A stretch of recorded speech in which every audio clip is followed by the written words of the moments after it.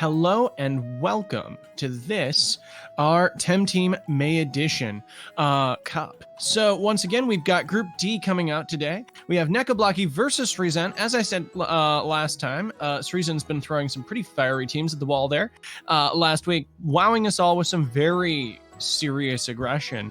In the meantime, Nekoblakii has also brought out some pretty fast-paced aggro teams, including a very innovative tireless Mashuk spread with some very high stamina cost moves. We'll have to see if the same thing happens inside these upcoming games. It's going to be very exciting to bear witness to in terms of this. Both being exotic French, both being pretty reasonable in terms of their tournament appearances at the moment. Nekoblakii, of course, having been on a tear, as I've said recently. So that's going to be pretty impressive, seeing whether they can keep up this momentum in our group stages. Obviously, inside this, all of our contestants have had the opportunity to swap up their teams in anticipation for this week. So we'll have to see whether anybody's throwing any curveballs in for the respective opponents here.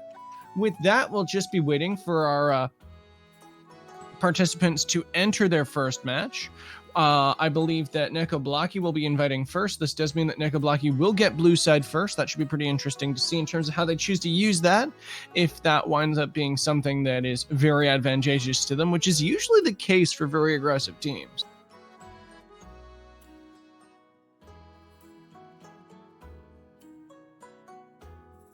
With that, we are still actually waiting for Sryzen to even enter the game, so we may be a little bit here, folks. I'll ask everybody for their patience as we wait for our contestants to match up into each other. I can't wait to examine how their teams have changed in this first draft.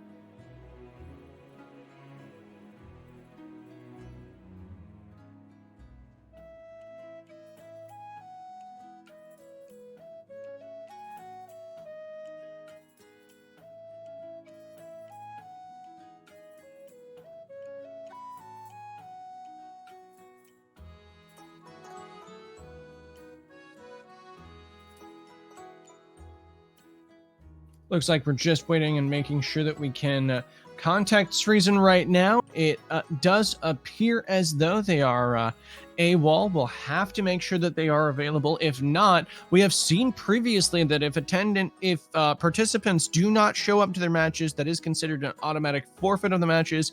It becomes basically a 2-0 for their opponent, which is 3 points in the current system. So we'll have to see if that's the case. I do hope that Sryzen does show up, because I've been really excited to see what their team's going to turn into.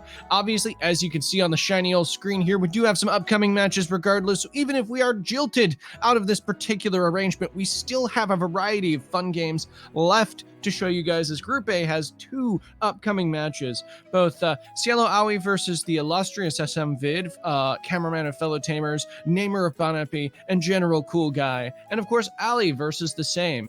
The final match will also be, I believe, cast by the illustrious East 25, so if you're missing his voice, well, you'll be able to hear it later on today.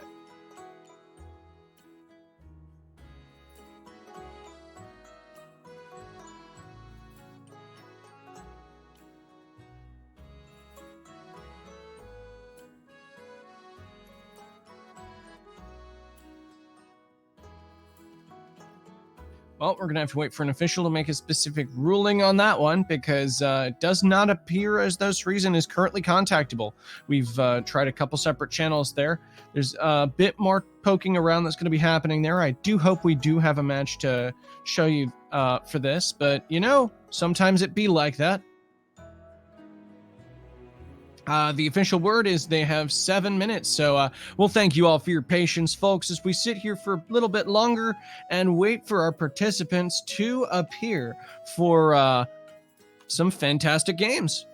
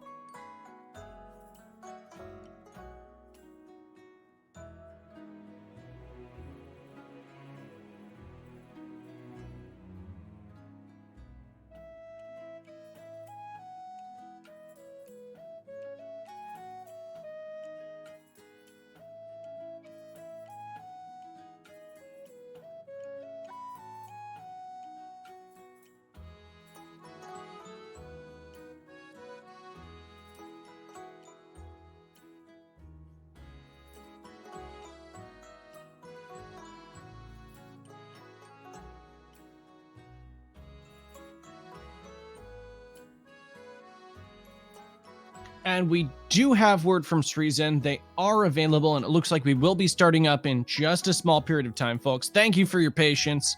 It's always good when these sorts of things can be resolved without a forfeit, when people can be gotten a hold of, and when things can be brought underway. Definitely preferable to the alternative. I'm glad that I do have games to show you today, rather than us being forced to wait a bit longer. Always a nice thing to see. With that, we're just going to check and make sure that our participants here are engaged and online.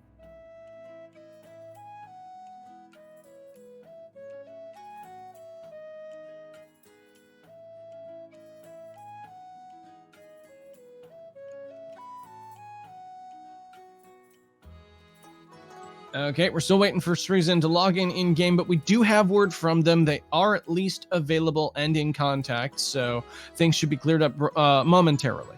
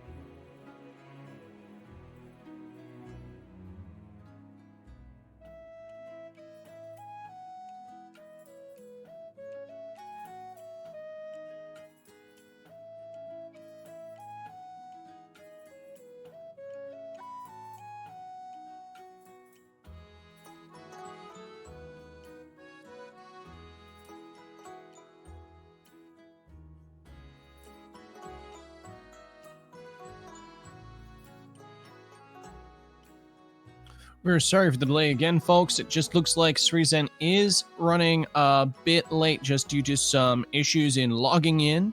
They've been experiencing difficulties in properly connecting to the game, so we're just waiting on them. We do have contact on this, and it does look like the match will be going through. We've just been undergoing a couple technical difficulties here.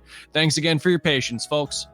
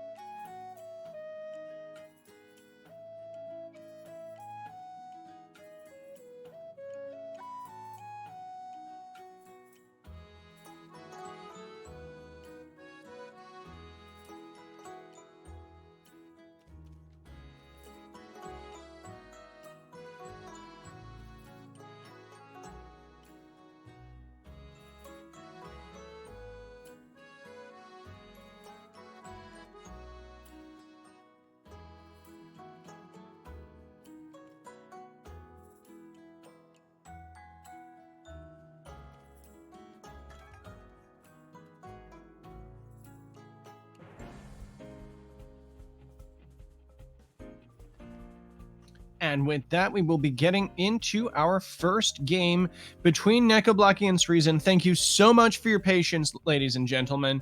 And as we look, we do indeed see a bit of a shakeup from both of our contestants. We do see Gyalis in Nekoblakii's lineup. That's interesting and a bit novel. We have seen a bit of a rise in the usage of Chamomile Mirroring Gyalis, which has still shown itself to be pretty valuable and basically the best of both worlds. I'm not actually seeing too much of a change on Sryzen's lineup, though, so that's also interesting to see. Still very aggressive. Don't recall seeing the Ragnet last week, but if it was there, then hey, awesome. We do see the Firecoish ban out from Nekoblakii, makes a lot of sense, and the Token ban out from Sryzen also makes a lot of sense given what Sryzen is trying to kind of push with here and what else he probably wants to have available. Like if he wants to use Mashuk into Nekoblakii's team, which is really powerful, Mashuk Ragnet being a very strong opener these days, then yeah, you want to kind of make sure that there isn't a token there that can just kind of assert its dominance on the field. So with the Amphitheater first picked out of Nekoblakii, we're getting straight into the thick of it.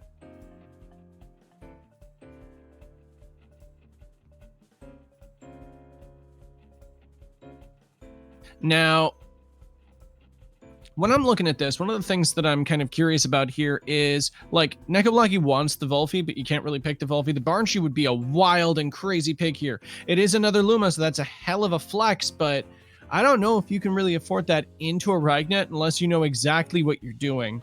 There's no way to get control onto this Ragnet. It will be Electro punching that spot 100%. So that's either a really good bait, knowing that you get the Volphy in the back. That would be a very viable counter ban, but I'm very curious about that.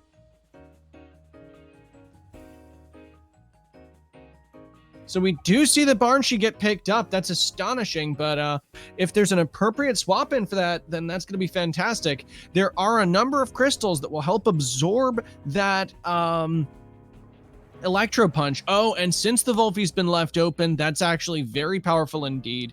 This means that Nekoblakii does actually have a strong mind game into Sryzen right now, because Sryzen's probably going to want to, at this point, like, you know, double up an uppercut into it and an E-punch into the Barnshee spot. But the problem is, like, while that does cover for a lot of the potential swap-ins for it, it leaves the Amphitheater entirely like unchecked inside that board state, and you're still kind of leaving your Mashuk on the line. Mashuks don't these days really appreciate taking beta bursts from Barnshees, so you'll want to be careful about that. We do see the Valish is our second ban coming up from Sryzen, and it looks like we're going to be seeing an OCR. No, it's a Nature Chromion ban. I can respect this. Given the fact that this does appear to be a pigment inverter, that would kind of be pretty nightmarish, especially given that you already have the Amphitheater there. Yes, you can hit back pretty well, but you don't actually do any super effective damage to Nature Digital. It's a really nice type combination. So in the meantime, we do see, if it's also, of course, your Center Typer, you have to respect that as well. That is actually still very frightening into OCR, which doesn't take that effectively at all. And then we see the Gyalis, Mashuk, Ociara as the last picks out of Nekoblakii.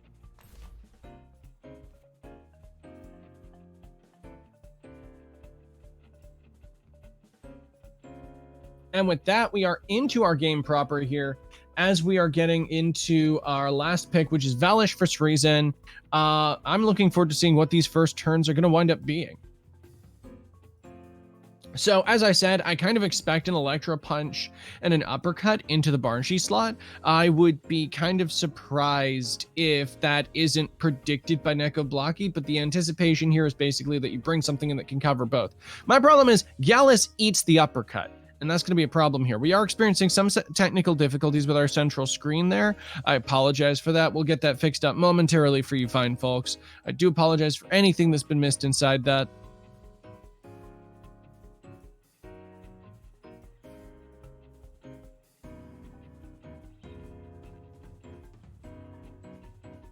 In the meantime, we do still have a couple pretty frightening things coming out from the sides there.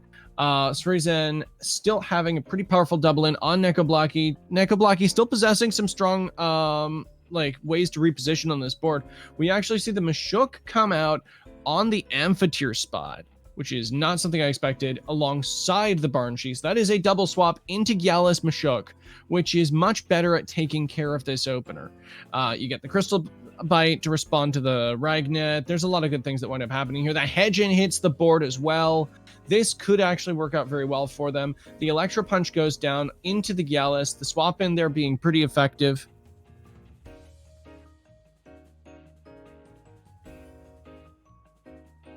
Yeah, we're sorry about the black screen, folks. We're still working on that.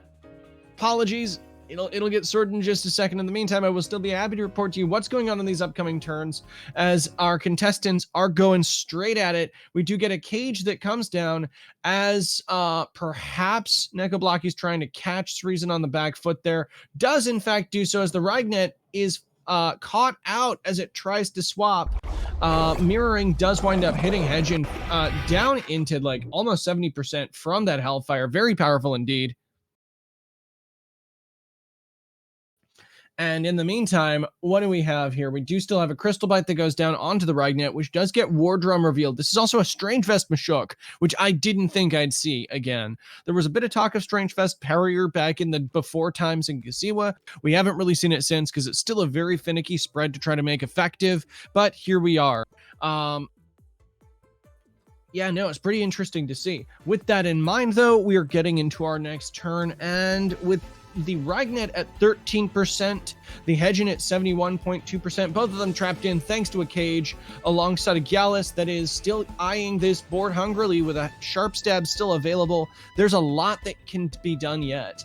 I feel like the Hedgen's in a strong position here, though, because it gotta go fast microwaves the Gallus before it's able to move. Yes, the mirroring still hurts, but it does save you your Ragnet if you're able to actually do things.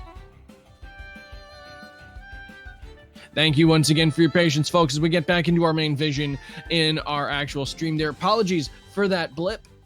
We do see the Sharp Stabs actually outspeed the Hedgens. This is a very fast Gallus in comparison to the Hedgen, making sure that it is able to outspeed there. The Plasma Beam, rather than a Microwaves, is seen out of this Hedgen, so it is the same set as we saw previously. No swap-ups there, as we do see a Wastewater come down onto the Hedgen. It's not going to do an excessive amount of damage, but the Poison Tick will make that work a little better, and it does get the Mashuk right down in terms of trying to get Tireless up. If this is indeed still a Tireless Mashuk, that could be swapped up since the last game. With this in mind, we do still have the potential for Rosowski, Sryzen's Mimit, to potentially come in here. A double Hedgen would still be pretty frightening into this board state. I don't know how much I like that without the microwaves on Hedgen. I really do like seeing microwaves on Hedgen. That's always an awesome thing to see. I don't like Valish coming in here. I don't think that Mashuk's excessively good. I feel like the double Hedgen is how Sryzen really is going to want to push this board, because it really punishes almost everything Nekoblakii wants to bring in, except the Osiara, which would absolutely tear that field apart. Sryzen anticipates this, though, and does bring in the Mashuk. So, looking at this Mashuk, I think that it's definitely in a good position to deal with the OCR. The question is, what else can? Sryzen could actually bring in the Mimit on the Hedgen spot here to try to copy the OCR, which would definitely absorb a Tsunami, an Aquatic, anything else that this OCR wants to bring in. It does make the board a bit more vulnerable to Amphitheater and Barnsheet, but only a bit. It's not like an excessive amount. So, with this in mind, though, I do feel like currently Nekoblakii's wound up being in the lead, not having too much punishment on the Mashuk, while having taken out the Ragnet and severely wounded the Hedgen. That's a lot to wind up dealing with there. The Hedgen is sacrificed. I really kind of expected a Mimit swap there, but instead we just see the Hedgen just stay in, try to grab some value, and just go down. The Aquatic Whirlwind goes down, and the Revenge appears to be going down onto the Osiara as the Wastewater comes in like a mighty force. We do see the Mashuk take a hit from Wastewater there as the Mashuk, Nekoblakii's Mashuk does still trigger Tireless. Tireless has been identified. So that's still a huge stamina investment there. So that's kind of a hard thing. Sryzen does bring out their Valish, though. I'm curious about bringing out a Valish into a Tireless Mashuk and an Osiara. Like, yes, you can, but oh my. That's not exactly a comfortable board to bring this into when you have an Amphitheater and a Barnsheet in the back that you could potentially be saving that for. I'm kind of surprised that we haven't seen Mimit. With this in mind, though, it's important to recognize that the Mashuk is still scary business. You don't just bring in something that's trying to copy a water type in when you're afraid of a Mashuk. That might be some of the reasoning here, but I do feel like saving that Hedgen, having that available into the Amphitheater and the Barnshee would have been just spectacular. But, you know, it is what it is, and the chips fall where they may. It turns out the Valish was bait. That's always good to see as the Mimit does pop out. And it will be copying the OCR. That's going to be there to eat that Serpentio's Wrath that is coming down. And we see our amazing black hole variant on my screen, at least. That's always a very exciting thing to see. As the sun swallows Ociara, and it overexerts a bit.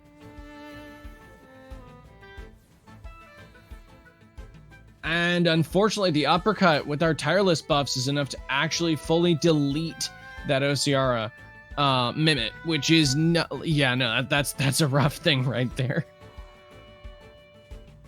With this, I think that Nekoblakii is in an undeniable advantage first game in this particular series, having the Barnshee and the Amphitheater in the back at full, having the Mashuk still capable of going and swinging into the remaining Tems on Sryzen's side, with his Mashuk not able to keep up a similar amount of aggression going down, and the Valish looking like it's just going to straight up die to an uppercut to the face from this terror of a Mashuk. This Barnshee can just swap in. It's not even scared, as we get to see its resplendent majesty once again. Another fantastic, perfect Lumaflex from Nekoblakii as they close out this game. The Tireless does start to go down from Sryzen's Mashuk, and the base jump is enough to take out their Mashuk as well on Nekoblakii's side. Maybe this isn't done.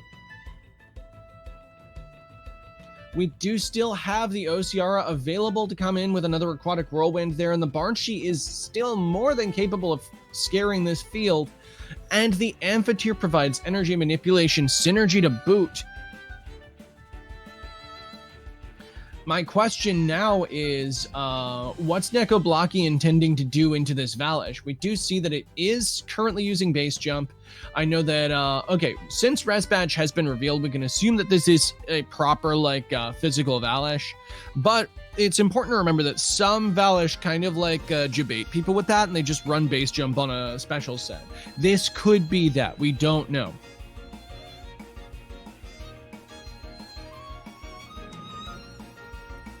So in the meantime, we do actually see a tornado come down on the Valish before it's able to blink, dropping it down to 46%. The Sharp Stabs does come down in retaliation and just eviscerates the Barnshee. It is down for the count immediately to a single Sharp Stabs. This is looking like a very aggressive Valish as the Thunderstrike comes down onto the Mashuk, taking it out as well. We are down to an Ociara, an Amphitheater, and a Valish that is very hungry. I may have been a bit quick in writing Sryzen off. I had kind of expected Sryzen to go down to the Mashuk a bit harder, but Nekoblakii's Mashuk just went down there, and it looks like the Ninja Jutsu will be taking out the OCR as well, meaning Amphitheater is left alone against this Valish. Sryzen's taking this game back, folks. The Plague comes down, but it's just too slow given the current priority there, meaning the Amphitheater cannot click that again. Yeah, no, that's looking pretty nightmarish. A Crystal Bite's going to absolutely body this Amphitheater, even though Amphitheater is known for having some pretty good bulk, unless you're speccing hard into it. And a lot of these Amphitheaters don't look like they are, because obviously you need to put a significant amount of special attack into Amphitheater to really make it hit as hard as we've seen people use it for. A Bright Beam might be enough to tilt things in Amphitheater's favor. We do see a Sparks go down instead. That's a bit confident here, all things considered. Let's see if it's able to live this Crystal Bite. Oh my god, it's just a one shot. The Bright Beam could have saved her. Oh man. Well played to Sryzen, bringing that game back by a hair, by a Valish in the back, which often can be the tilting element in a lot of separate plays. Very interesting to see. Congratulations on Sryzen. With this, we'll be just checking to see if our contestants are ready to get into their second match.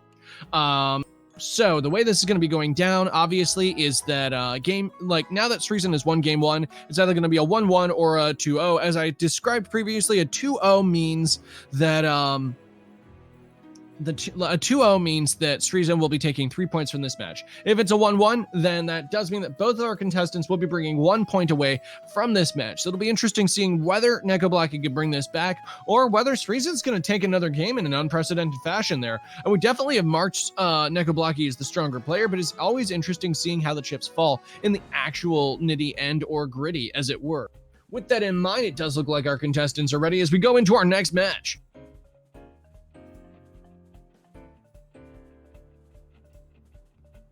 So almost immediately, we see the same bans as we saw initially. We see the Fire Quench ban on Nekoblakii's side, the Token ban on Sryzen's side. All of these make sense. It means that Mashuk is able to be played on Sryzen's side. It means that you're not facing a ton of fire aggression, which, as we can see from Nekoblakii's lineup, there's pretty much only the Mashuk and the OCR to deal with that, meaning that if you're getting, like, if Nekoblakii doesn't have the ability to first ban that, then, like, targeted bans on Sryzen's side, if they do choose to try to go for that direction instead, means that it's going to be very easy for them to override and overpower with the Fire Quench there. So looking at this, we do see the Mashuk first pick again out of, well, the Mashuk first pick out of Sryzen now that they're blue side. Nekoblakii does have the option of doubling into the same lead they went into last time, but it was bit of a loss of momentum there, potentially. I don't know. I feel like the first turns there actually worked out very well. For Nekoblakii, it was the mid game where it kind of fell apart. Maybe they want to go for the same lead again. The Amphitheater was still something that they could rely on pretty effectively there. I just feel like maybe the Nature Chromion ban was kind of a weird one. Obviously, if you're afraid of Pigment Inverter and you don't have fire to hit that with, it can be very difficult, especially since you don't really want to be giving Hedgin a bunch of synergy partners when you have a bunch of digital weak Tems that you want to be relying on, like Barnsheik, Yalis, and Mashuk. So it's understandable not wanting to bring those out into the foreground. We do see the Barnsheik pick up again. It does look like it's going to be a Barnfatir lead. I do still think that does a lot to cover some of the more negative elements of this opener. Obviously, it also very heavily incentivizes the Ragnet. We saw that Nekoblakii was very capable of working around that previously as well. We see the Valish get hovered over as well. That would be pretty intimidating. It is a Barnsheik Valish. So this definitely stops Sryzen from just smashing that Ragnet button. So we could very well see some slightly different things come out here. It looks like the Hedgin is getting hovered over. Very strong into both the Barnsheik and the Valish. A bit hard to poke that Valish early as the Hedgin, though. You only get your fire online turns 2 and 3 with Hellfire and Fire Tornado, respectively. That does give Nekoblakii time to madness buff, depending on what this Mashuk's going to do. The Mashuk's actually looking pretty vulnerable turn 1 here as well. So that could be something a bit intimidating to see. I also kind of still like the Nature Chromion as the first one there. Obviously, okay, right.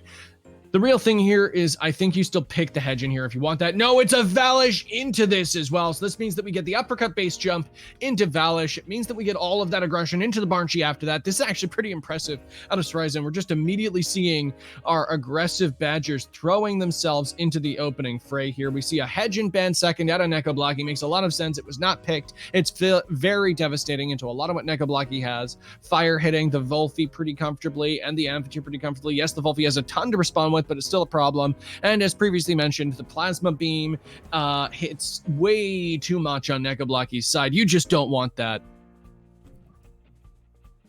So we do see the Ociara as the second ban out from Sryzen. This does mean, okay, this is actually a little curious, but if we're seeing that from a defensive resistance position, I suppose that's a bit better.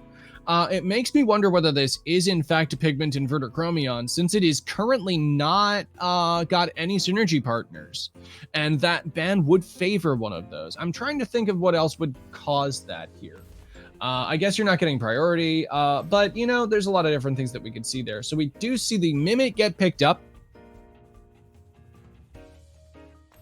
And then on top of that, we see the Amphitheater Mashuk get picked up from Nekoblakii. Still very powerful into this lineup, obviously. That Tireless Mashuk is just waiting to pop off. We do see the Nature Chromion. Is it Pigment Inverter, folks? I am super stoked to find out.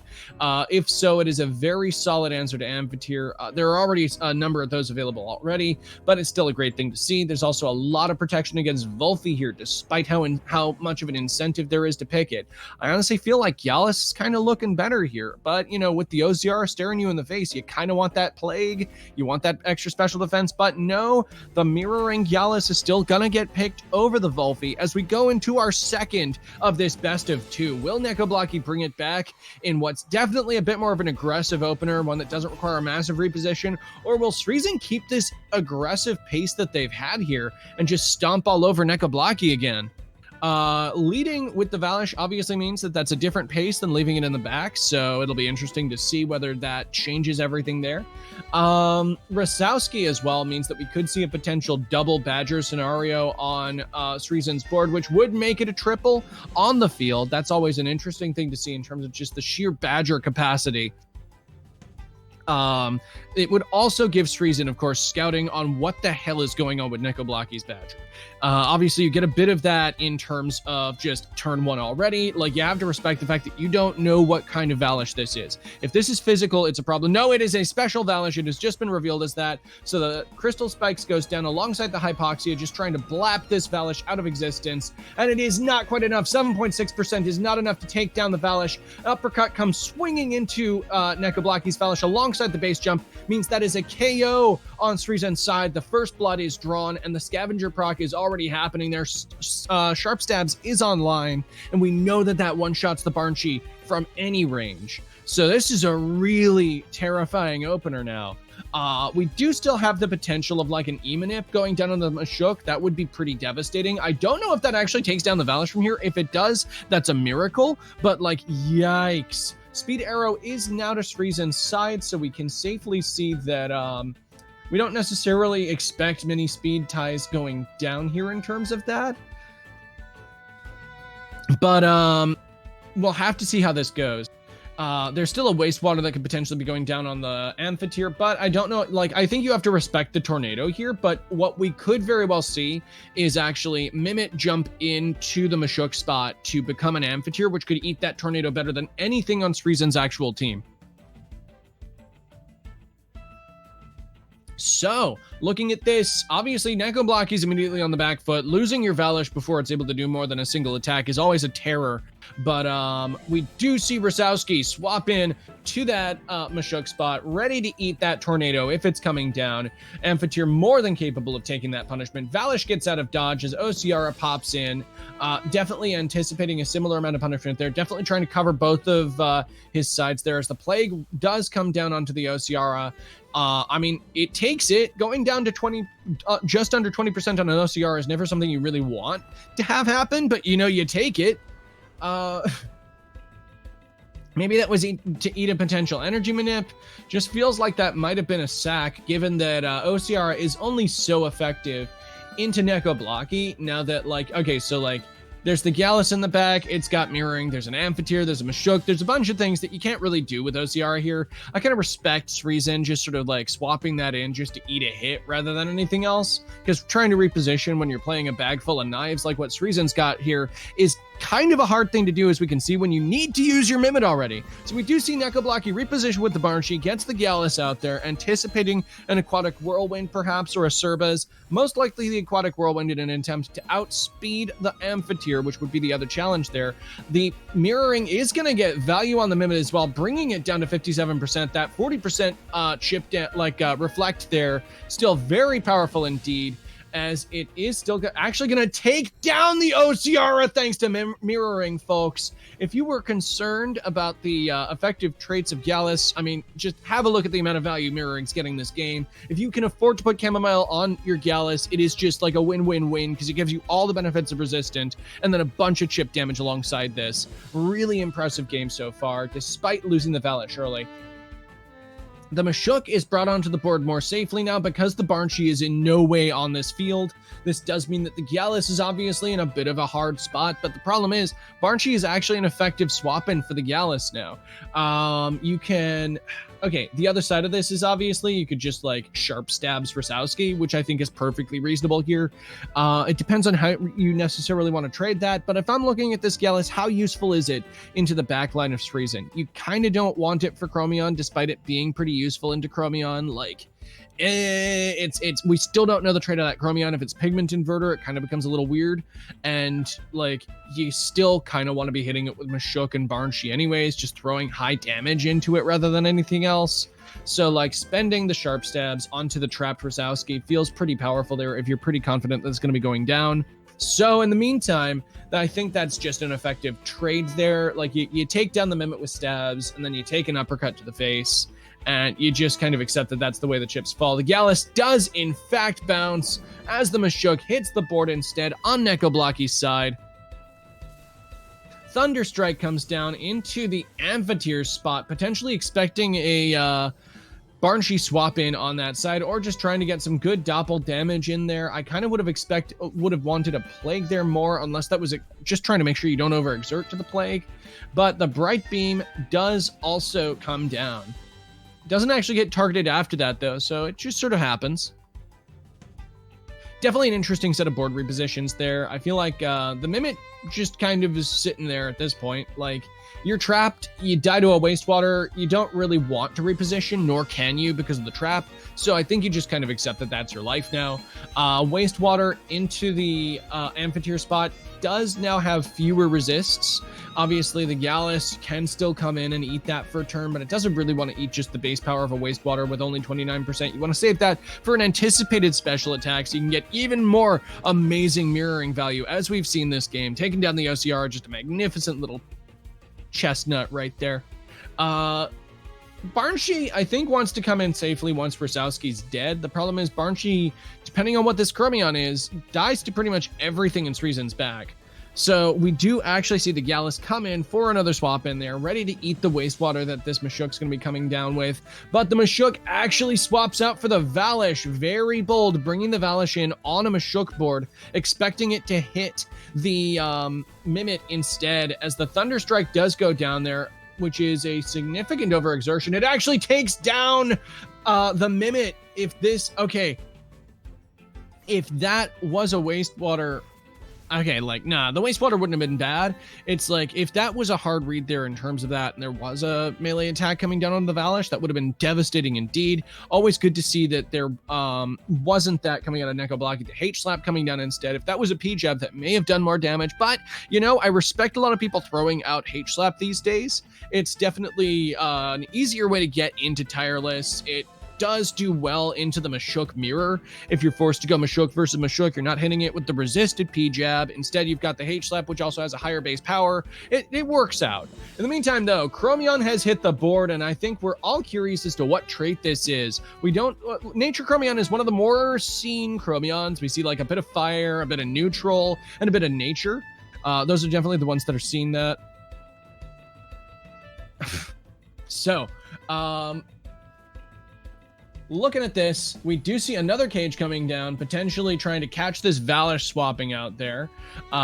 We'll see if that happens. No, the Jutsu comes down instead, ready to smack this Gallus in the face, and it does take it down thanks to the res badge and the overall aggression out of Valish. That is 20 free percentages right there. That was definitely a well-crafted sentence there. 20% health on Valish. That's the way we say that. 23 percentages indeed, as that is indeed a nature torrent that does appear to be a lot of damage into Mashuk. Actually, I didn't catch that attack. I was looking away.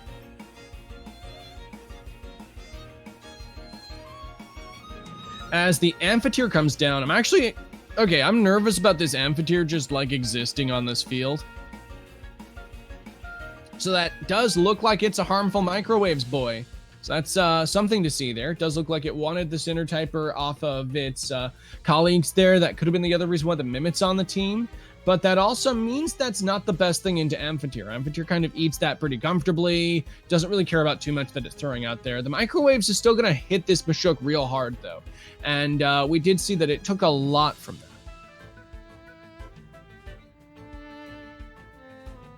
So the Plague comes down into Valish. Valish just lives, but this is going to be a heavy amount of damage.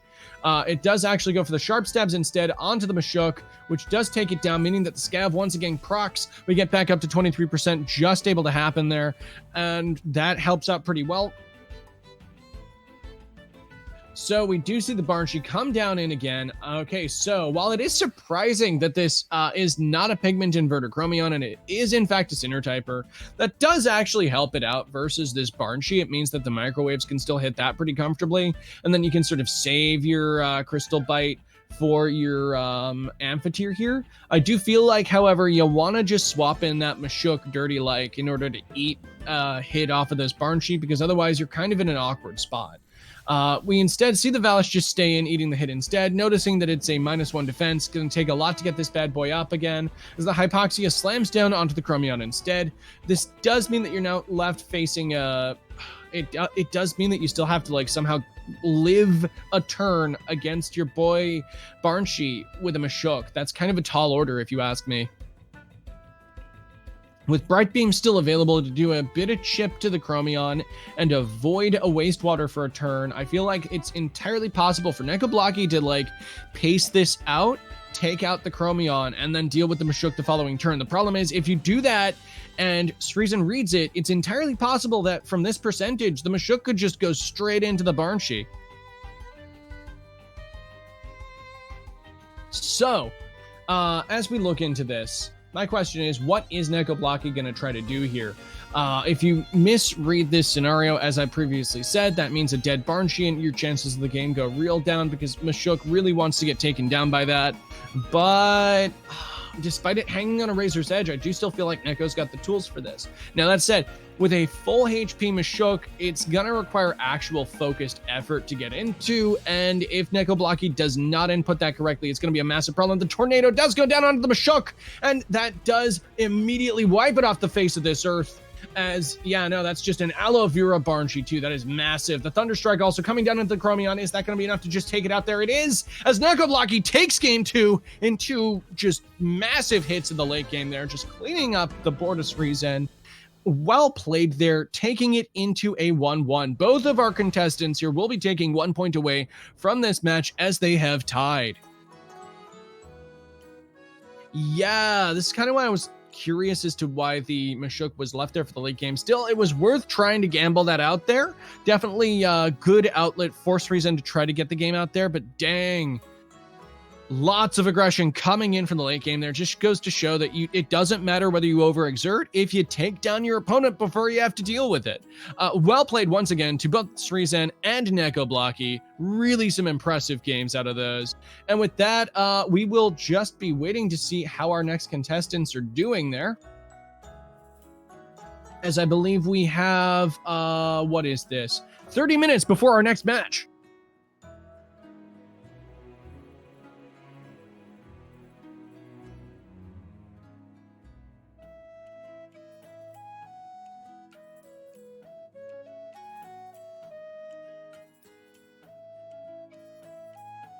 So with that, we're going to be taking a small break in between this match and that one. So do stay tuned. Cielo Aoi and smvid is going to promise to be a pretty impressive thing. Like, I've been really pleased with seeing the fellow Tamers gang generally show up inside the TemTeam Cup and do some fantastic games. They've all brought some innovative tech, and it's been some pretty fun stuff. So that's going to be really fun to see. In the meantime, Cielo Aoi is one of the fire masters of the game, renowned back in even Tuckma, running 4 fires, and has brought back a number of really spooky threats with a vengeance. Going to be very entertaining games. So thank you very much indeed, and we'll catch you in a short amount of time. Please stay tuned.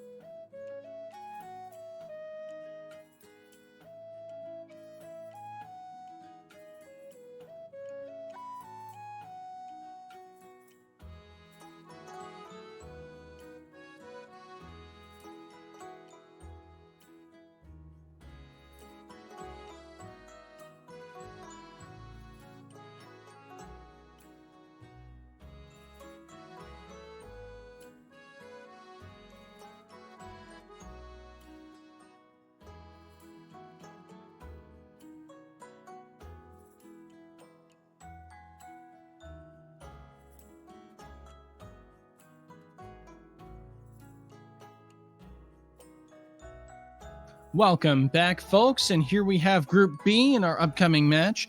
Cielo Aoi versus smvid. Excuse the misnomer in a previous match there, in our upcoming match there as well. That is, in fact, Group A, not Group... Group B, not Group A. That's the ones, folks. As mentioned before we took our break, Cielo Aoi does have some pretty monstrous teams, as he's shown in the past. Looking forward to seeing what he's got this time, seeing if he's swapped anything out, or if he's just brought the same heat to his opponents, if you'll pardon the pun. In the meantime, smvid does generally bring some pretty spooky things as well. He brought some really unorthodox picks last week. Things like Acronox. You don't see a lot of Acronox around outside of layers. Very interesting to see in terms of that. And it should be really cool seeing what both of these players do into each other. With that, I'll just be double checking to see whether we are getting into our first match. And it does look like we are in.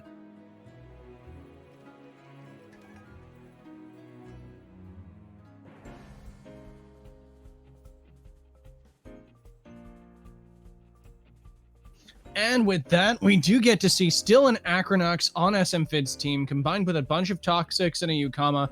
That is a lot of the classic combo right there. We even see the potential Urushiol-wielding Lawali just alongside that lovely Gulzi in the background there, and some Valish support. A lot of different things looking to be interesting on smvid's side. In the meantime, as we are seeing, oh man, I'm astonished that Cielo Aoi has only brought 3 fires. But one of those fires is Volcrane, and one thing that his opponents should not do is sleep on that Volcrane. It has torn people to pieces with its moves, allowing it to really flex its high speed in comparison to the old Stoneball techs. So, almost immediately we see the Yukama ban out on the side of Cielo Aoi, makes a lot of sense into his team, and the Mashuk ban from smvid also makes a lot of sense when you got a ton of things that don't like getting punched in the face or wastewatered, and additionally, like the things that it doesn't kill, it resists. And when you want to lead Acronox Calibus, yeah, you want to get rid of that Mashuk for sure. My only problem here is, that Barnshi is just an amazing pickup for Cielo Aoi, promising a truly staggering amount of aggression into smvid's lineup if he is not careful about this. My concern here is, can't he just sort of hypoxia the Acronox into orbit or something like that? That's my big concern with that. We just see the Gallus as the second ban out of smvid. Another thing, just trying to protect a lot of his weaker Crystal and Earth lineup there. That is of course vulnerable to that. Alongside, of course, Lawali, which does not like getting suplexed in the face by anything, really. Unless, of course, this is our unexpected Strange Vest variant. I'm not sure how much I would anticipate that, however. We do see the Gulzi as the second ban out of Cielo Aoi. Getting rid of the melee there is obviously going to be... One of the melees there is going to be pretty valuable. And getting rid of the electric means that, well, Barnshi has a little bit of an easier time trying to do its job. Grumper is obviously still something that we're going to want to be careful of over Cielo Aoi here. The Grumper and Mashuk being picked up from smvid, both grand choices for sure. Honestly, looking at this, I feel like you kind of want to go Valish over Lawali if I'm smvid, but who knows? They could have a different take on how they want to do this. I personally think that the Valish would still, despite the Fire Koish being there, we've only got one other fire that's available for Cielo Aoi. They did pick the Scaravolt. That can still get spiked in the face. You still have a Volcrane to deal with, and Lawali is much better into Volcrane. That's one big trade-off there. Lawali also walls the Barnshi, does reasonable damage into things, but no, we do see the Valish get picked up there. As our game one is underway, Cielo Aoi versus smvid. We do see the Barnshi move flank opener, which honestly I'm still pretty intimidated by here. I think that's going to ram into either Paul or the Acronox here. Once again, I just love the fact that every fellow Tamer player has a Calibus named Paul. It's just a delightful bit of consistency, and it's really made my day. So looking at this, though, my concern is that if smvid wants to appropriately respond to this, then he needs to do the miraculous combination of repositioning and reading, because basically you want Grumper in there to absorb the wind hit, but you do not want it eating that base jump without some retaliation onto that. And that is the question there. So we do see Acronox bounce, and we do see the Grumper coming on that spot. Is that going to eat the base jump, though? And how well will it do so if it is? With this in mind, we do see the Windburst go down onto the Grumper as well. It is a camo Grumper, very classic. It does not really appreciate eating that base jump, but the Strangle is in from Paul, making sure that the move flank cannot confirm the kill on the second turn alongside any priority from the Barnshee, meaning that Grumper is able to actually exert pressure on this board this turn, or alternately, this could be a massive ruse and it only lives to Stonewall Paul, Stone Paul, if you will. My concern with that, though, is, right, we have a big issue here in that Valish can kind of just come in on Barnshee's spot, so that could be something that could be very difficult to deal with there, because then, like, you get a Madness buff up. That's exactly what Cielo goes for as well. My concern here is indeed well-founded as it comes in. It eats the Electric Storm, which does still some reasonable damage to move flank, but not quite enough in my opinion. The Calibus is not able to exert the pressure because, of course, it did just Strangle, and this does mean that now we could be seeing a Madness buff this turn. I don't know if you want to do that into a Grumper. Maybe, actually, no. It feels more likely that you just C-Spikes and bounce on the Grumper here, like a C-Spikes Goring or a C-Spikes base jump just feels really nasty into that. We do see, in fact, a base jump. It is a physical Valish as it just yeets itself into this sad boy that does wind up falling over, as indeed the Scavenger goes down again. The Flood comes down, not a move we see very often thanks to the speed nerfs. The -1 speed might be a little underwhelming without the synergy here, but definitely an interesting move from smvid. We do have the Acronox in the back, so that makes sense in terms of 2 Earths to try to use that with. Man, I never see Flood. Props to smvid for bringing that out. And the Mashuk definitely does well into Valish here. Definitely gonna force a reposition there. My problem is, like, you kind of want to focus that now, because, like, basically, if Barnshee comes in on a slot, then you're looking at sad times. And the big concern there is, like, let's say I'm smvid and I'm uppercutting, and oh no, we see the wastewater under the move flank. Is that potentially anticipating reposition on the Valish spot? Instead, the Valish stays in. It's just crystal biting. Look at the amount of damage that came out of that Valish into the Mashuk. The problem with a lot of these more aggressive Mashuks is that they do not have the physical bulk that a lot of your standard parry varieties do, as the Mashuk is already down to 20%, staring something it should by rights be able to take down in the face. And in the meantime, this move flank still has Goring up. It can just Goring, I'm pretty sure. Actually, I might have just spent its Goring. Man, I gotta pay more attention in terms of that. I'm pretty sure it base jumped there. If it has its priority, that's obviously deeply intimidating. I'm fairly certain that it did use a base jump because it didn't outspeed, but the -1 might be the other thing tilting me there. Still though, Strangle on Valish is both good and bad. The bad part is, once again, like, you know, you can just reposition here, which is entirely what smvid does, actually, taking this opportunity to bring their own Valish out.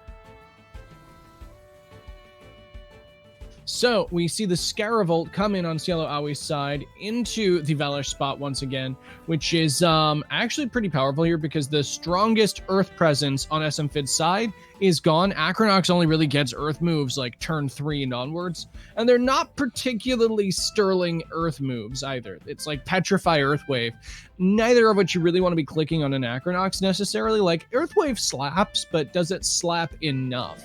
In the meantime here, Cielo Aoi isn't exactly out of the woods yet either.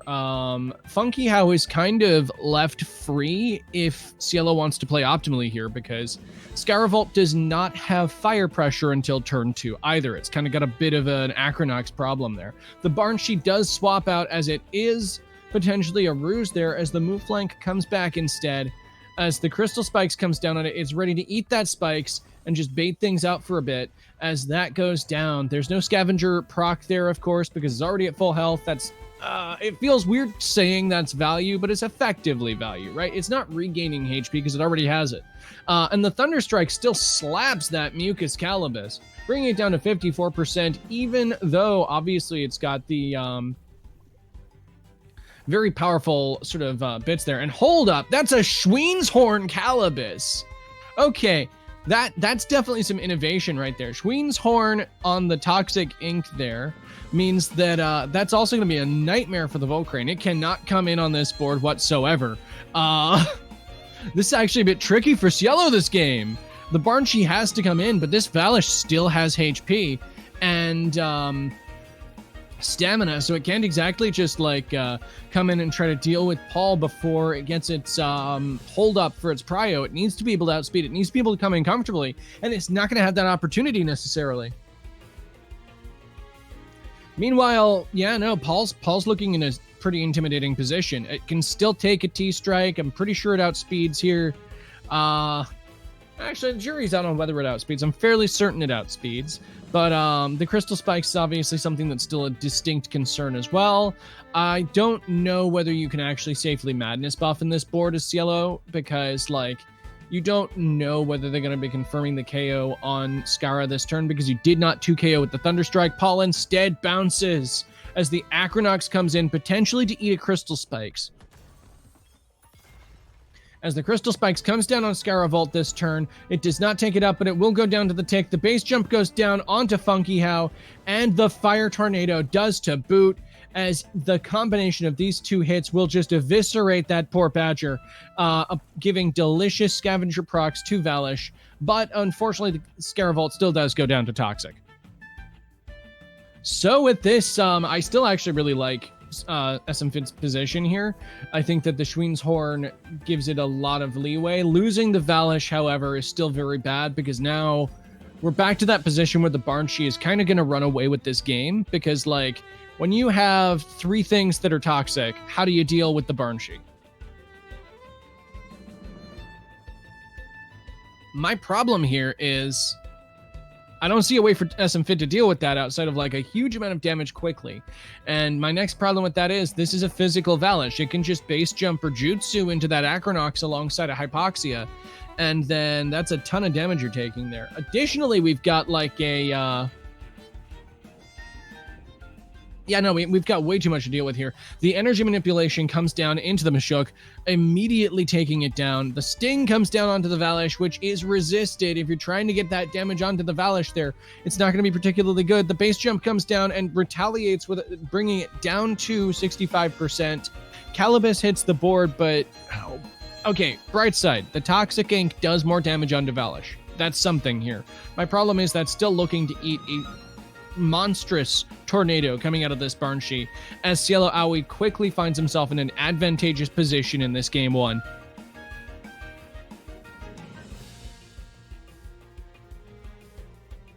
So, Schween's Horn Paul definitely caught me by surprise there, and I think it caught Cielo out as well. Definitely going to need to be careful about where you bring that in, but the tornado is going to be smacking that poor squid down, as it definitely takes it from like just around near 50% of its health. It is not going to survive that tornado. The Ninja Jutsu comes down as the Acronox proves itself to be a bit more resilient, but your Venom spreading a resisted Tem, only dealing a certain amount of damage to that. Like, it doesn't even get it under 77%. This is the problem with trying to throw that onto something like Valish, is that Valish isn't going to be taking your full damage from that, meaning you're going to get a pretty underwhelming performance out of Acronox there, as Acronox goes down to the Windburst, and Cielo takes the first of our best of two. Well played to both SMFit and Cielo inside this first game, obviously. My next question is, how are they going to change their drafts? Are they going to change their drafts? I feel like there needs to be a bit more respect to the wind options out of Cielo if SMFid wants to use the same tactics. Like, as it stands, it's crazy how it works. Wind Tems are very strong into toxic Tems, and that definitely needs to be respected inside this environment.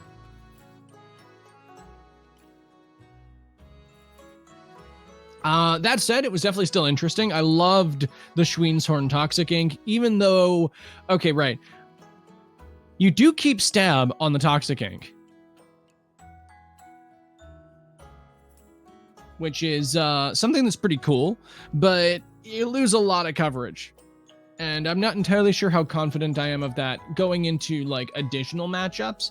Like as long as that isn't scouted, as long as that isn't something that is available or known, that's cool. And additionally, it's a very strong turn one water move if that's what you care about instead of toxic. If you're just relying on toxic for typing, then that's actually incredibly powerful to have, because otherwise all of Calibus's water moves are hold. Every single one of them. So it's good at having options that are not that mean you can then kind of just throw it into those bars. Since we've seen Paul primarily just strangle and tank, that seems pretty valuable. And as I've previously said, it is definitely much more spooky. And yeah, given that smvid does have a lot of toxics, it makes sense in terms of that. Still though, going into this, we do see the first ban of the Barn Sheet coming out this second game. This makes a ton of sense. You don't let that just like run rampant over you. Like even though the Mashuk can wall some of your cooler tech, you have the low Allie there to try to answer back. You've got other Tems to try to deal with that. Yes, it's still kind of monstrous into you, but you have counterplay. Whereas in the meantime, that Barn Sheet, he was chasing for like half that game. And due to the Golzy being banned, the Grumper getting destroyed early, it was just really hard for smvid to respond. We still see the Yukama ban out of Cielo Aoi. This makes a lot of sense.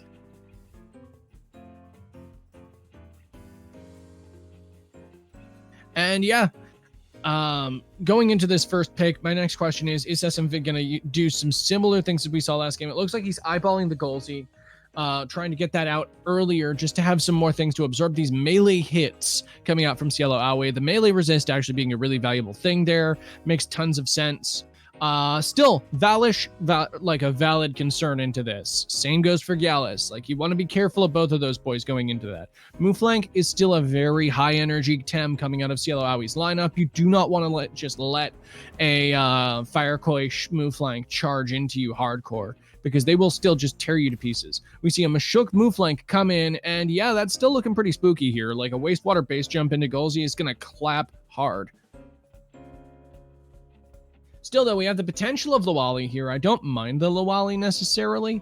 I don't see whether... The problem that I have there is, what do you have to disincentivize the Wastewater just charging into that spot outside of the defensive swap ends of, like, Grumper? In which case, that's still, like, a hard gamble. No, smvid does go for it. The Lawali is chosen there. The Hypoxia is still very strong into Mashuk, and, like, honestly, he has to deal with that Mashuk somehow. And it's a pretty reasonable way for that to go. He still has it as a strong wind option into Volcrane turn 1. I don't know whether Cielo runs Embers or not. We do see the Calibus banned, actually, now that it is revealed as basically a second high-end water Tem. Cielo's like, get that crap out of here. I can't have that staring my Scaravolt down, as we saw last game. And yeah, going into the rest of our pick phase, we do see both of our melees get picked up there, Mashuk and Gallus. Alongside, of course, the Valish, physical Valish being very frightening for Cielo here. Just absolutely jumping on everything in sight. The Ninja Jutsu providing some immense value as the 4 prio murder move that it is. We do still see the Acronox. Now, we do of course, have a Rushial as things for that as well, but it's important to remember that while Venom Spread does appreciate support, you can get it off on its own as well. We do see Firequash as our final option there as well, so this does mean that if the Moonflank is allowed to live, we could see some horrifying Quetzalenios hit this field. And with that, we get into our game 2 of smvid versus Cielo Aoi. Will Cielo Aoi be able to tear this game apart in a similar vein as what he did game 1? Or will smvid be able to take it back? Iron Tiger here does promise us a different game, as does the Lawali. If this is some appropriate pressure onto this Mashuk, if smvid reads this board right, that's fantastic. Alternately, my concern here is, like... Right, so if we see like a Wastewater into the Mashuk, like, okay, so like, let's say smvid predicts the Wastewater into Lawali, expecting Cielo to just like take the Hypoxia, right? So a lot of this does come down to, does the Lawali outspeed? If this is a fat Lawali, then I actually don't like it as much. I feel like you really want to be running Suicide, just like max speed, things like that, because you need to be able to outspeed these higher speed Mashuks these days and hit them with the Hypoxias that you want to hit them with. The absence of priority being a pretty big shortcoming for the Lawali in this very fast-paced game that we find ourselves in. So yeah, potentially swapping things out. Cielo, however, is the one that blinks, bringing in the Valish into the Mashuk spot instead. Very interesting to see. As the uppercut swings down into that spot, a very strong read out of smvid there. as the Hypoxia comes down as well, anticipating the swap in alongside that, meaning that the Valish is just down. The combination of Uppercut and Hypoxia just destroying it, as the Loali maybe was anticipated to have swapped out there due to the fact that it was facing that pressure from the Wastewater. But this does mean that a notice proc happens on the move flank. So that's definitely a powerful thing. But now we have the Koish move flank board. Not something you want to freely give to your opponent. We do still have a Charged Iron Filings that can hit this board. But the problem that I have with that is that Golzy's not safe. It too lacks prio. We saw how much damage it took from a single base jump. It's going down this turn if smvid is not careful. Acronox wants to come in here. Can it take this punishment? I think it's entirely possible for it to. If this is the turn that smvid decides to bring both of their Toxics to the field to try to weather this particular board state, that doesn't seem bad at all. Because then, you know, you're eating the Quetzaleno with whichever side you're getting for. You kind of want to swap the Mashuk in on that. Because then, sorry, the Acronox in on that, so you get it resisted. Instead, he stays in the champion as the Goring comes down alongside. Well, the real question is, where's this Quetzaleno going to land? Either one of these is going to hurt like a truck, and it does land in on Iron Tiger. This is the last turn we get to see out of Golzy. I'm amazed that it chose to stay in against this high priority board state, as the Resin Trap does come down and will still do just over 50% of this Koish, trapping it in. Now, that's good retaliation, but my problem is, like, this is just, it's going to keep going until you take it down is my problem. So yeah, you've got the Acronox that's more than available to come in. We see the Grumper come in instead. Okay, Grumper's interesting as a choice there. You don't have the Barnshe to protect against, and it's not as good into the back line, potentially, but I do still think it's better into Gallus than your Acronox is. So I'm kind of curious in terms of just bringing that in here. Like, you do still have the option of your Thunderstrike into that, but you're going to be eating a Water Cannon. You're going to be eating a base jump. There's going to be a lot that's coming in here. Instead, we see the Quetzaleno as the aggression is redirected into Acronox, which swaps in. As the base jump goes down on Grumper, Grumper is allowed the Thunderstrike relatively unpunished into Koish, and will get the Inductor heals, bringing it back up to 71%.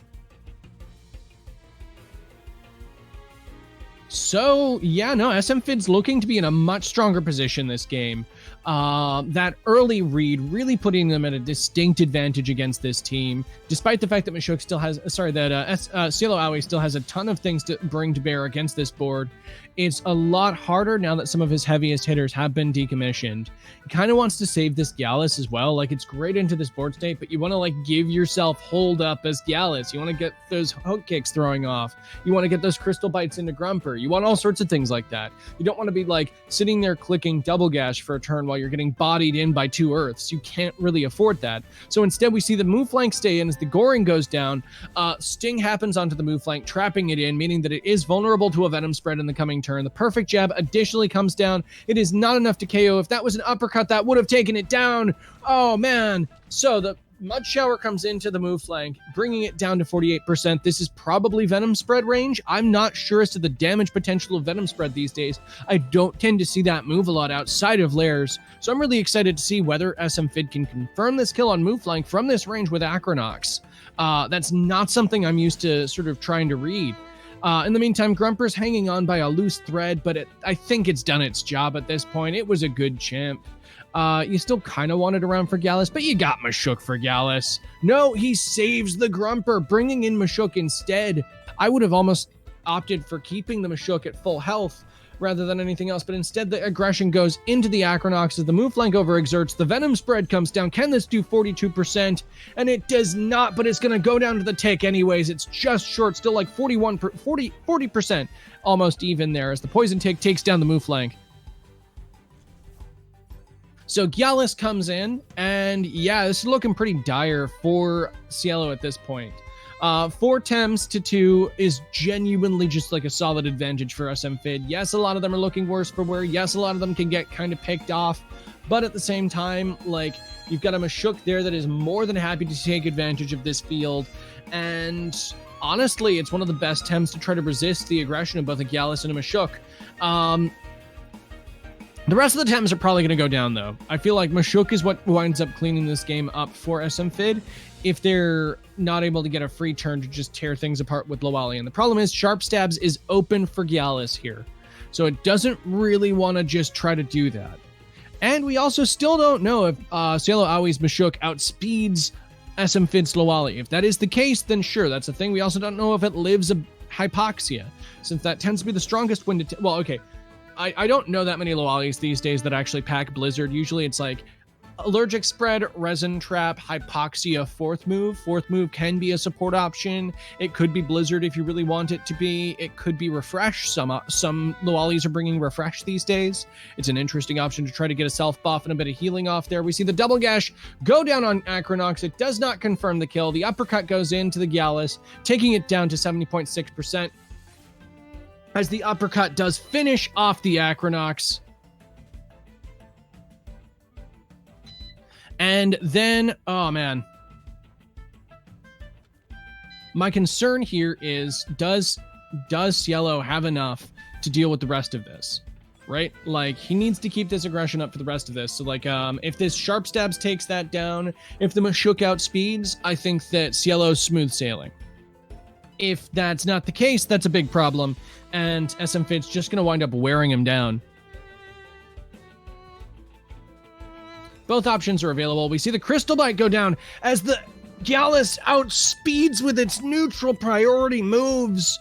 The Wastewater comes into the Gallus, but at this point, thanks to the Resistant, it doesn't even get the Poison Tick, and the double screen means it's very well protected against that. Now it's just a mudslinging match into the Mashuk.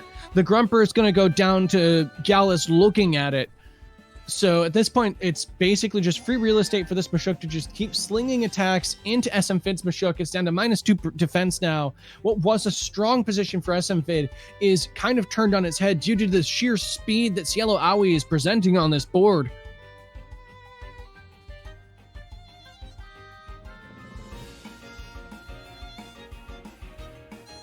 Very concerning here. If I'm smvid, my problem is, like, how do I stop this? I don't see a way to stop this. We actually see the Sharp Stabs land on the Mashuk, taking it down to 36% thanks to the truly absurd damage that was going into that in terms of the minus defenses.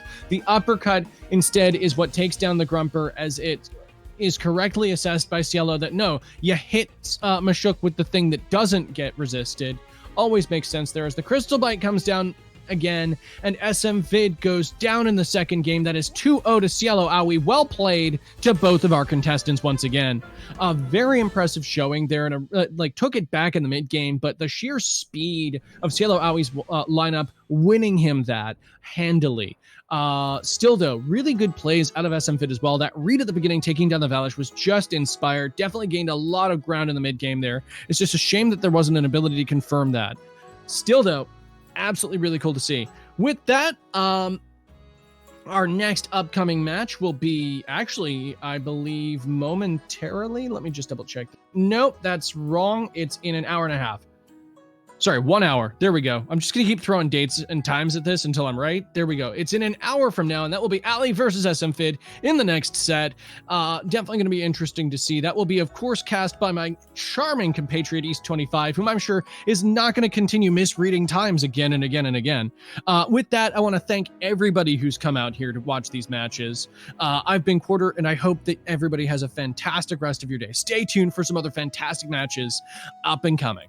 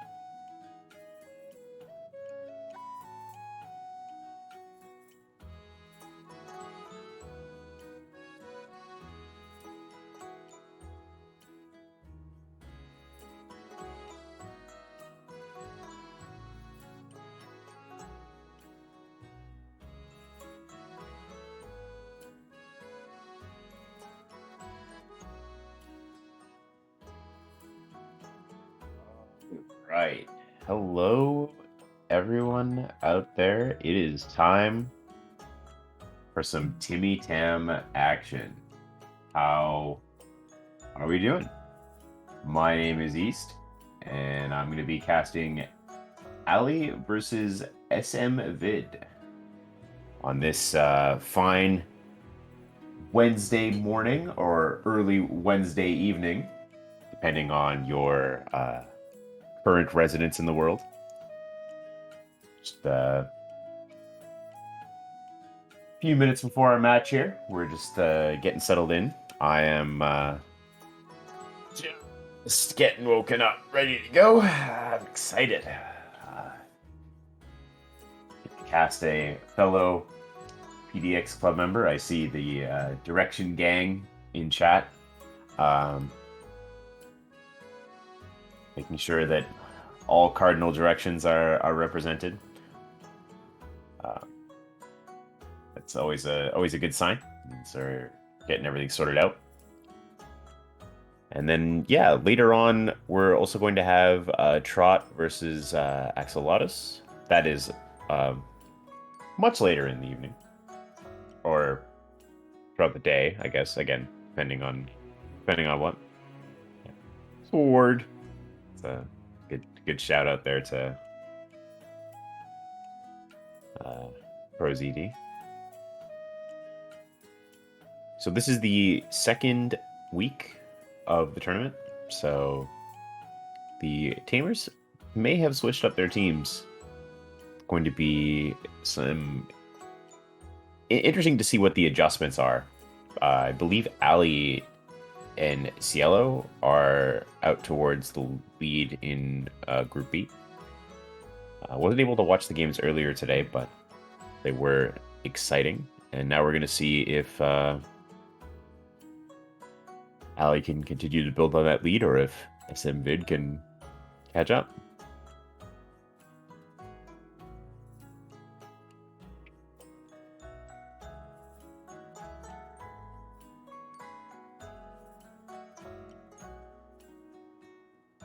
And it looks like we've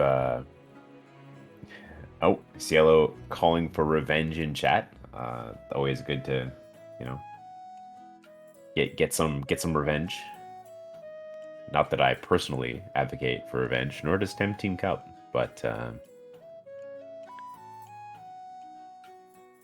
we'll see how it goes.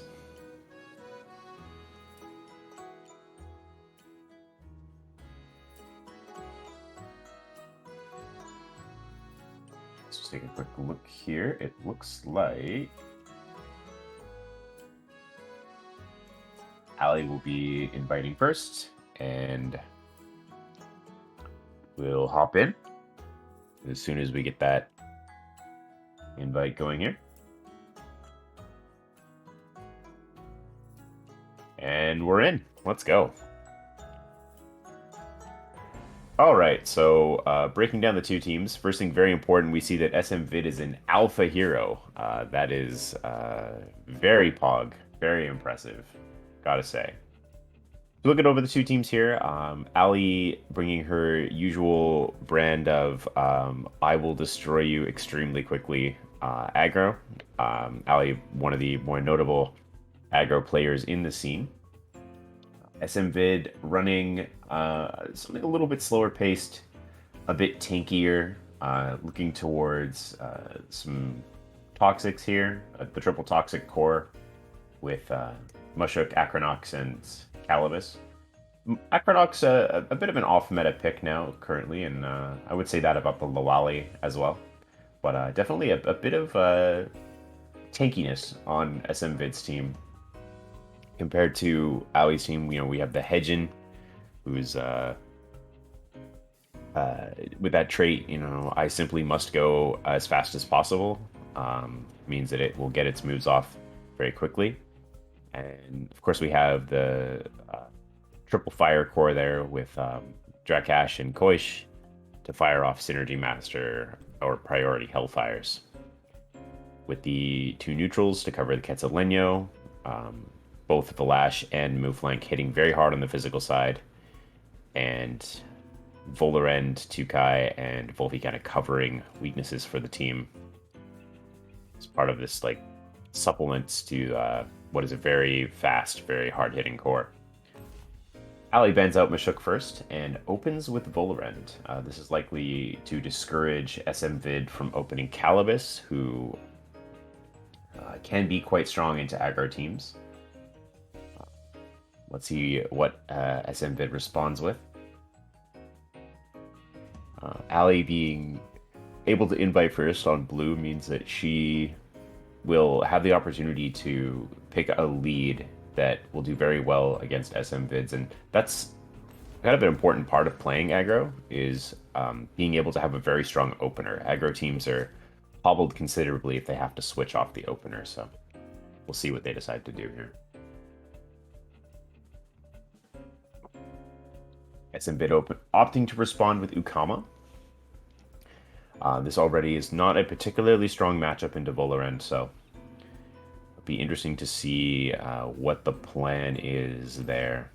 And it's going to be Golzi, so smvid sort of trying to protect their Golzi here. Golzi, not a great matchup into the gotta go fast, I simply must go fast Hedgen, but Ukama sort of protecting that with its water attacks. Doing a great job there. And then Allie responds with Mooflank. So Allie has strong neutral damage from Mooflank. Mooflank, one of the better Tems of the patch, a very, very powerful, slightly overstated beat stick, basically, on in the assets for all aggro players to use. Golzi does take a turn to sort of get going for smvid. Its turn 1 options are not particularly powerful. It's got Uppercut, maybe Sparkling Bullet, neither of which are incredibly strong, especially since there's no synergy for Spark Bullet. And we see the bans now. Tukai banned out and Calibus banned out in response. Allie very likely trying to coax out that Calibus ban by first picking the Volarend, so that sort of like worked out for her there. Grumper comes in. Its type matchup is pretty good into the rest of Allie's team.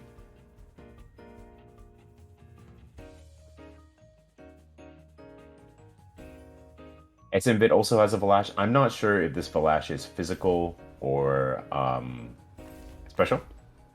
Allie goes very quickly. A very important thing to do as an aggro player is to pick your last 2 Tems incredibly fast, thereby putting the fear into your opponent's hearts. And Allie, of course, going for that. smvid, however, does have a pretty good nickname on their Golzi, Iron Tiger. That is a awesome BlazBlue reference. Gotta love it. And then let's see what the openers are from our tamers here.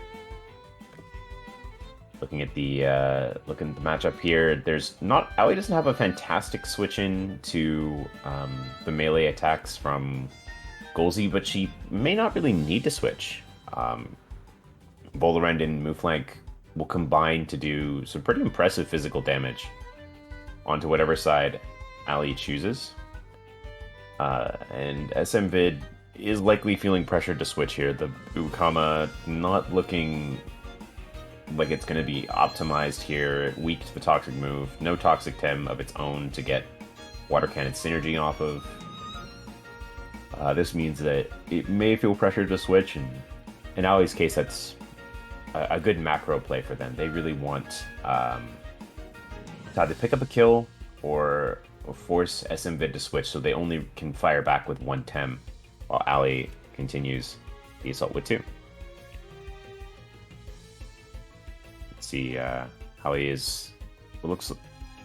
It's hard to say for sure whose reserve time we're looking into here, because sometimes it can be bugged, but it appears as though we're looking into Allie's reserve time here. Looking to see, just mapping out what to do on this turn 1 here.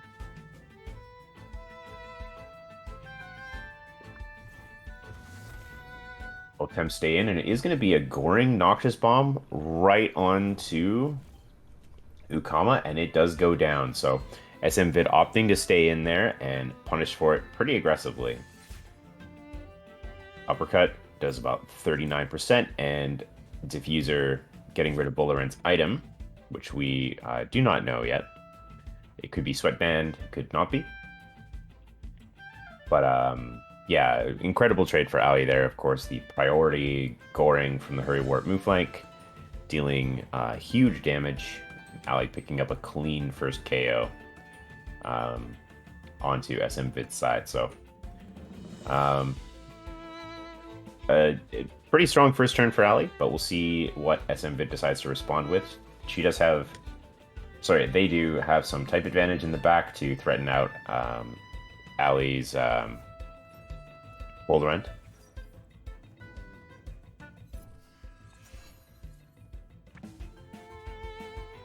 So again, part of the, I guess you could say, issue with playing against strong aggro players like this is that Allie's going to be able to, take another 2 rounds here, either swap the Bolarend or continue to attack with it, and likewise for the move flank, probably before Golzi even gets to move. So we'll see if Allie decides to just continue to press the damage into Golzi, accepting the move flank has sort of done its job, although Acronox sort of looms large in the back if that's the case. Unclear if Acronox actually does win matchups against Hedgen and Drakash. Kind of a tough situation there. So Bolarend may be leaving, but also Allie could continue to stay and press her advantage, perhaps doubling into the Golzi, doubling into the Grumper. We'll see. It is going to be a retreat from Bolarend. Hedgen comes in. Oshi coming out from Golzi. That's going to be some big damage.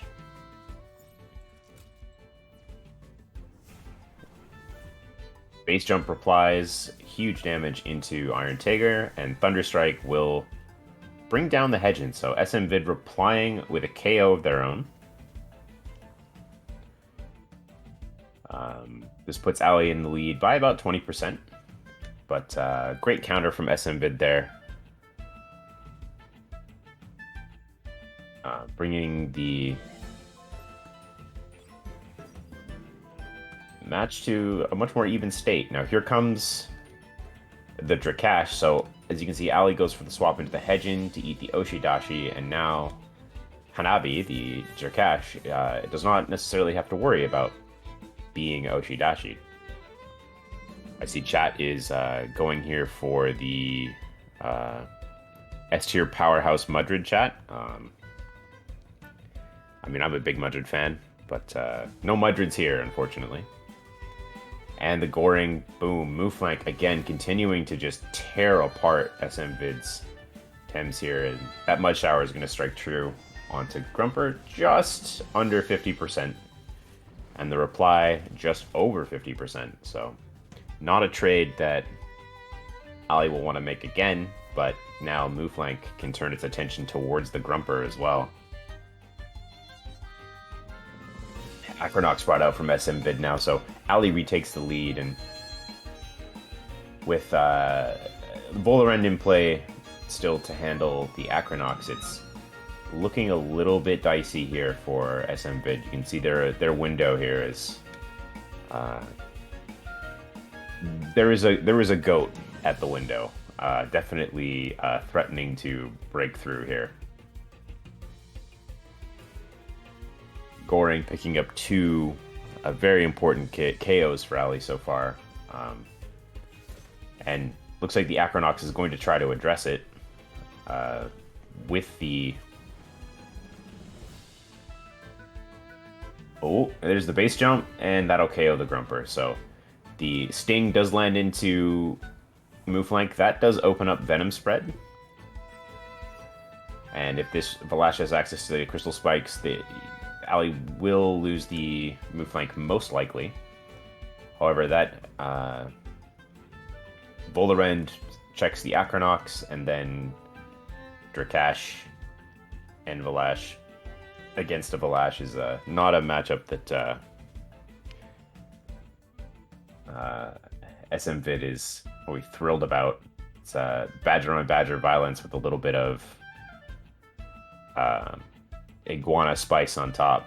Not exactly ideal for smvid, but something that is constantly slept on is the raw power of Venom Spread. So we'll see if smvid is able to sort of leverage that to maybe deal some big damage here.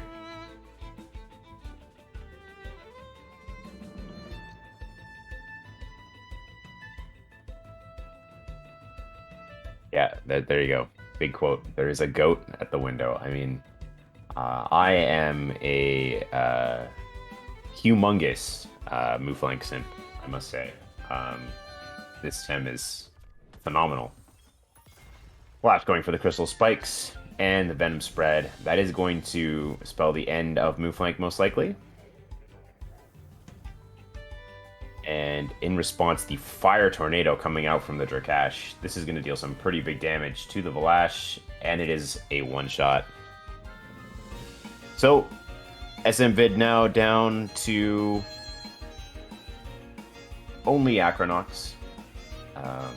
Acronox has a pretty favorable type matchup against Drakash, but a very unfavorable one against the Volarend, and that will likely spell GG, as Volarend and Volarend and Drakash are able to quite easily double into Acronox. And another one should do it. Goes for the Petrify. Sadly, no good Earth moves on Acronox means that it's not really able to leverage its typing to defeat this Drakash. And that means that in all likelihood, barring a random computer disconnect, Allie will take game 1.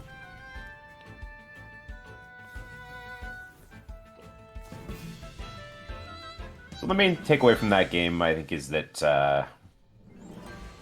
Mouflank's insane.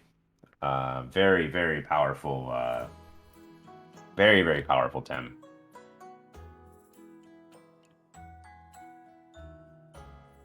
It's combination of raw physical power and longevity. Mouflank often takes 4 or 5 turns to OX itself. And it just keeps pumping out like damage upon damage upon damage.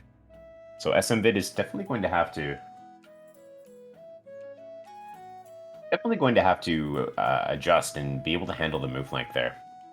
Whereas on Allie's side, the nice thing about being up one game in the set is that you can sort of try to predict how your opponent will adjust, and you go from there. smvid will be blue this time, so Allie will have to double pick into whatever their first pick is. We see in chat, Mouflank slept on because Yowler exists, and that is fair. Mouflank is sort of like the aggro Yowler. This is like ubiquitous, physical, smashy smash. And we're back into game 2, so let's go do that. I guess I don't seem to be able to see the spectate on my end. There we go. Okay, so first ban for smvid. They first banned Volfi last match. It will be Volarend this time.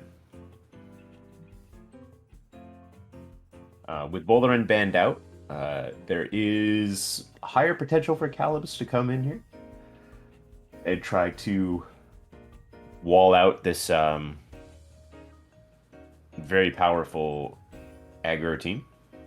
Allie, thinking a little bit about this ban here, going into the reserve time. So already we see a bit of a divergence from game 1 in smvid's game plan.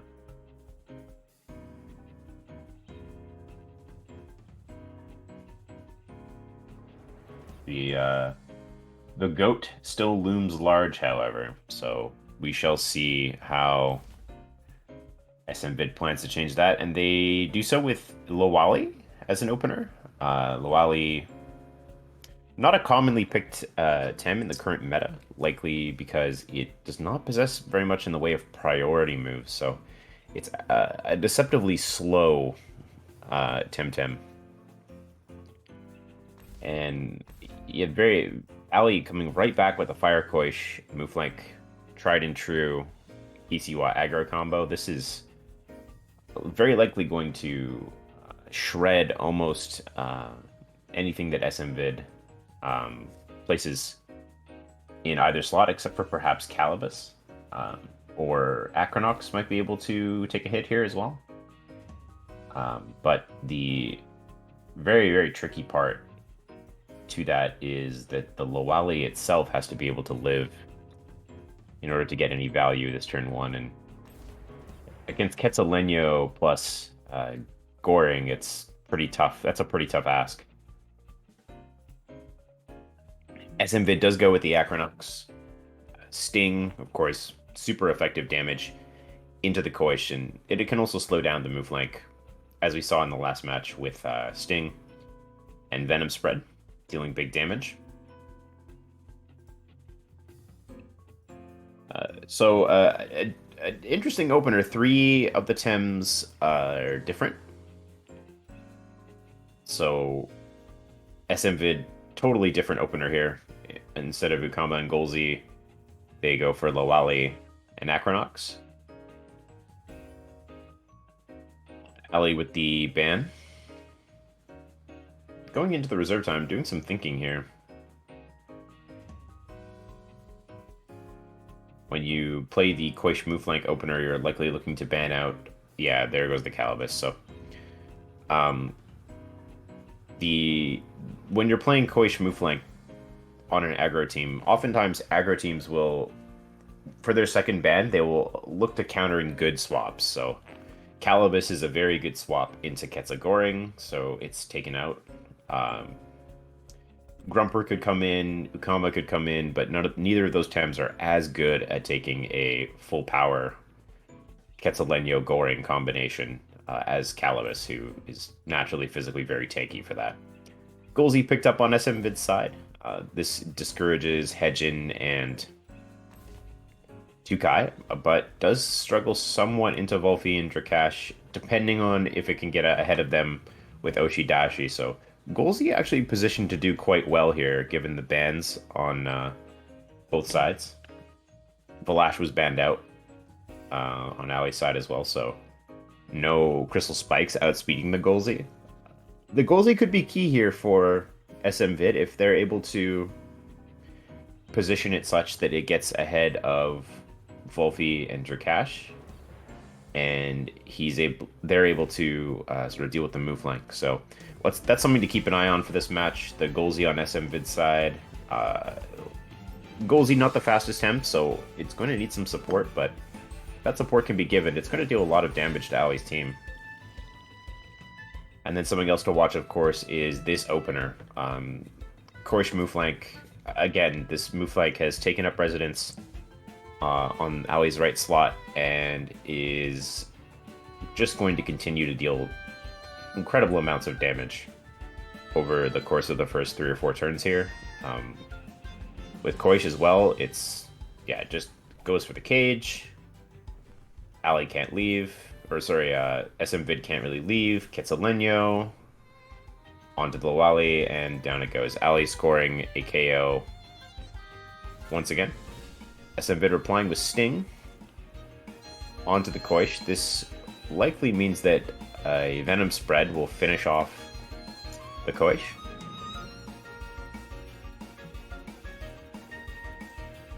So SMvid has a very clear path to replying. The only issue, once again, is they're staring down a move flank once more. Move flank still with access to Goring means that either side of SMvid's Tems are threatened. However, two fire resists is very, very good for SMvid here in terms of outliving the Koish, but it may not be so as Ketsa comes into the Ukama water cannon. Some pretty big damage into move flank. SMvid goes for the KO on the Koish with the Venom spread. And base jump, big damage into Ukama.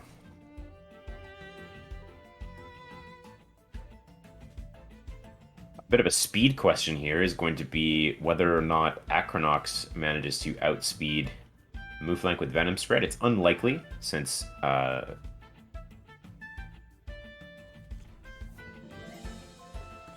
yeah, so Venom Spread is likely speed staggered to go after Ukama's Water Cannon, and perhaps even the Wally's Arushi also.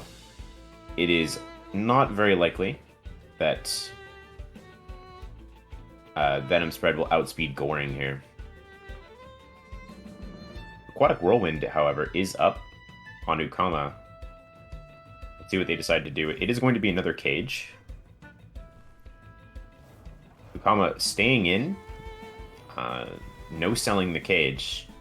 Aquatic Whirlwind does KO the move flank, so SMvid prepared there for the cage play.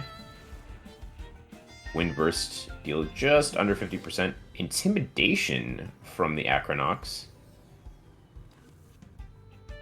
This is going to put the one turn of exhaustion onto the Dukai. Yeah, it is possible that was a handcuffs play. Someone mentioned, I believe, Quarter mentioned in chat. And we didn't see the we didn't see that come out because of the trap status already being applied to the move flank. Allie likely going for the cage there because move flank was outsped by Ukama. Volpi well positioned to pick up a KO here now that Aquatic Whirlwind is down, and likewise Tornado will likely deal some pretty big damage to Acronox. Allie is in good position to pick up 2 kills here. SMvid not able to swap. See what they decide to do if they are actually able to take a turn here.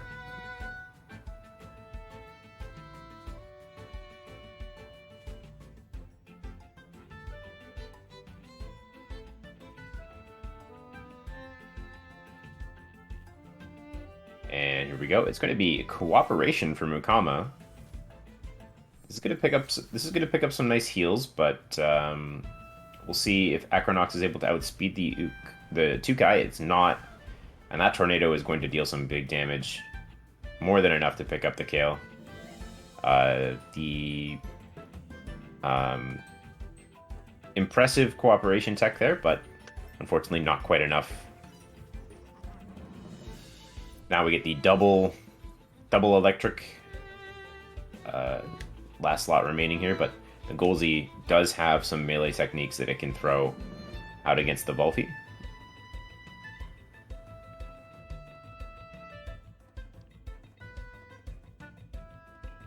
So Grumper and Golzi are going to have to do a lot of work here for SMvid. Let's see what happens. Golzi is the fastest Tem on the board right now. The uppercut not quite enough to get through. The Dust Vortex coming out from the Volpi, it's going to strike true. That's a one-shot onto the Golzi. Not what you want to see if you're SMvid, of course. Tsunami. Just under 50% to the Grumper. The Grumper will reply with Thunder Strike. That will likely KO the Tukai. And at only 14.4%, this Volpi likely does not live through a Mud Shower coming from the Grumper. But Plague and Mud Shower on Allie's side should pick up the KO here. So, looks like it's going to be a 2-0 here for Allie, but let's see how it plays out.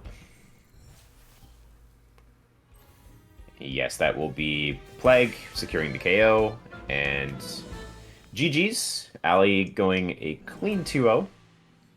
The aggro team just sort of powering through. We see in both games SMvid losing a Tem before they were even able to take an action. That is the impressive power of Allie's hyper offensive team. And SMvid definitely making things interesting towards the mid game there with some kind of cool plays. The cooperation coming out from the Ukama was neat. And yeah, that is going to be it for this set of games. So I'm going to sign off here. Hope everyone enjoyed the matches. And of course, as you can see on the screen there, coming up later, we're going to have Trotter and Axolotus. So stay tuned throughout the day for more exciting TemTeam Cup action. And that's all for Allie versus SMvid. And I'm East. And I'm going to see you later.